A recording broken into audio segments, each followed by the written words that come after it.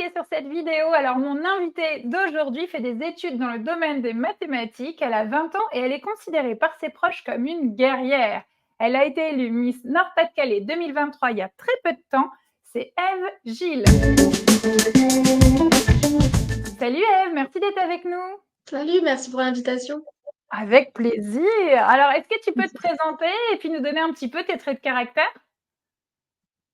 Moi, je m'appelle Ève Gilles, j'ai 20 ans. Je faisais des études dans les mathématiques pour devenir statisticienne. Je suis plutôt empathique, joviale et guerrière parce que je suis une fonceuse et rien ne m'arrête. Je fais attention aux risques, évidemment, je fais pas n'importe quoi non plus. Ouais, t'es Mais prudente, mais t'aimes bien l'aventure. c'est ça, je suis prudente, mais je me donne à fond. Si j'ai un objectif, j'y vais jusqu'au bout et j'ai pas peur de l'échec. Parce que au pire, si je me plante, c'est pas grave, j'ai essayé. J'adore, t'as trop raison, c'est exactement ça. N'ayons pas peur de l'échec. Alors, c'était comment, toi, quand t'étais petite à l'école? T'étais plutôt premier rang, dernier rang, sage, un petit peu filouse? Souvent, j'étais premier rang, assez studieuse quand même, mais d'un autre côté, je bavardais beaucoup et ça arrivait que je me retrouve au dernier rang. Mais en fait, le fait que je sois bavarde n'était pas un problème pour les profs parce que en général, j'étais quand même très studieuse, donc on me faisait pas forcément la remarque. Ou alors, des fois, quand je parlais, c'était pour aider les camarades parce que j'aimais, si moi je comprenais quelque chose, j'aimais bien aller leur expliquer, s'entraider. Oh, c'est chou ça. Je t'ai demandé une musique, ta musique du moment, celle que t'aimais bien, et tu m'as donné ça. Je pourrais vivre encore 1000 ans, ce ne serait pas suffisant. Tu sais, pour te dire tout ce que je t'aime, C'est maman. très, très Pourtant doux, j'étais c'est pas très calme. facile tout La le chair de poule. temps, il t'a fallu Pourquoi du cette chanson, cran, Ève? c'est vrai. Pardon? Pourquoi cette chanson, du coup?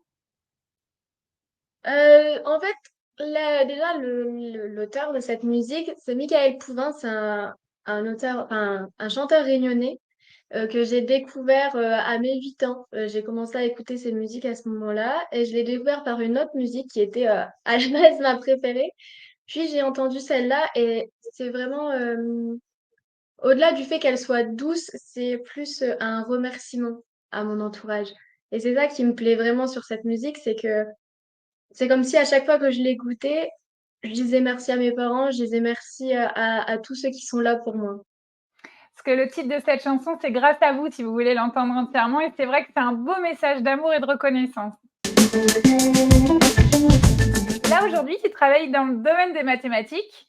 Statisticienne, pas facile à dire, hein, franchement. Alors, du coup, l'idée, c'est quoi? Comment t'es arrivée à ce statut-là? Quelle étude tu as fait? Est-ce que tu as toujours voulu faire ça?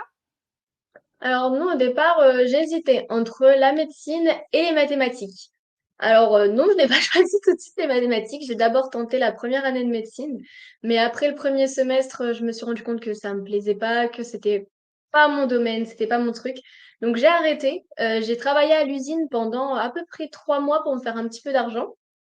Et j'ai repris des études de mathématiques par la suite parce que c'était soit l'un, soit l'autre. Donc, je suis allée sur mon second choix et je me suis pas trompée parce que j'adore ce que je fais. Les cours, vraiment, c'est pas, c'est un domaine qui m'a toujours plu et je suis vraiment heureuse de m'être retrouvée là-dedans. Tu pars bientôt pour l'élection de Miss France qui aura lieu en direct sur TF1, en direct du Zénith de Dijon. Comment on se prépare? Qu'est-ce qu'on doit faire? Raconte-nous. Alors, c'est plus essayer de tout faire en très peu de temps.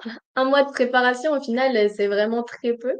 Donc, on essaie de faire la valise le plus vite possible, de pouvoir faire toutes les interviews possibles parce que c'est important aussi que le Nord, que même la France nous connaissent. Donc, on a besoin aussi de cette visibilité par les médias.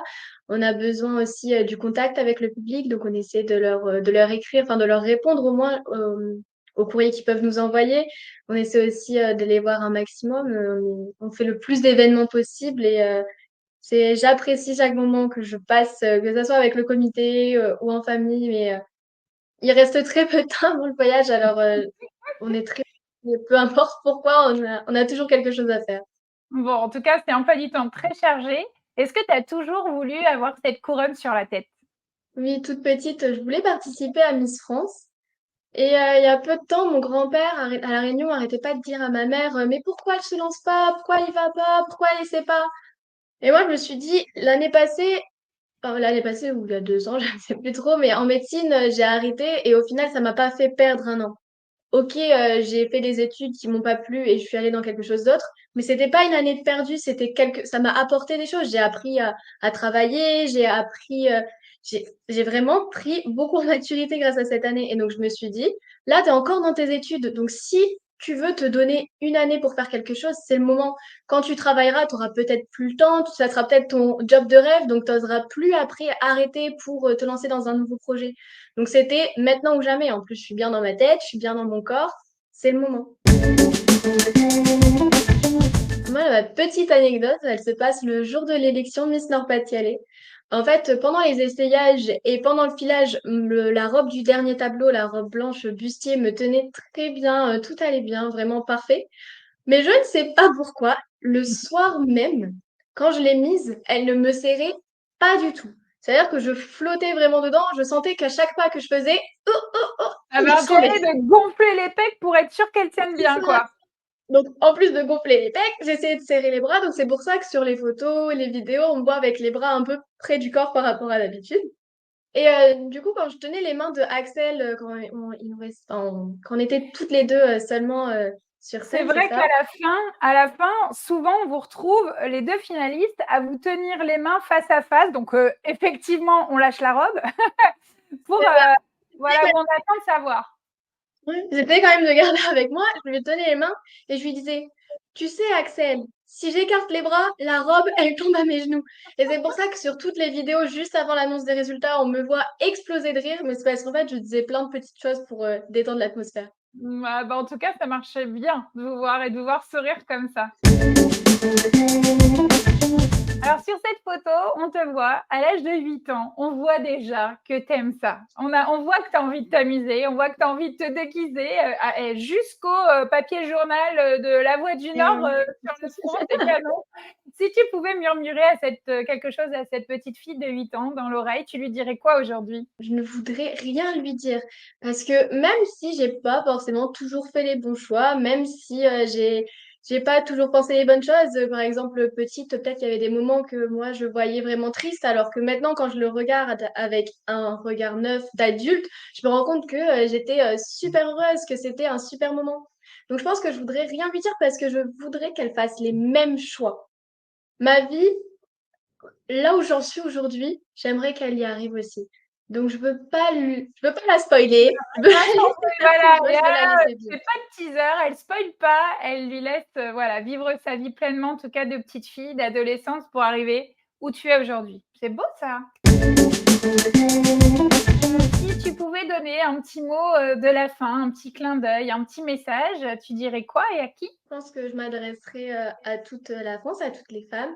Et j'aimerais leur dire que j'espère que le 16 décembre, elles se retrouveront en moi parce que je n'ai pas envie d'être juste FG, j'ai envie d'incarner la femme française et peut-être qu'ensemble, on pourra casser les codes et qu'on pourra peut-être faire un petit peu de changement, un petit peu de bouleversement. Le changement fait peur, mais s'il faut se lancer.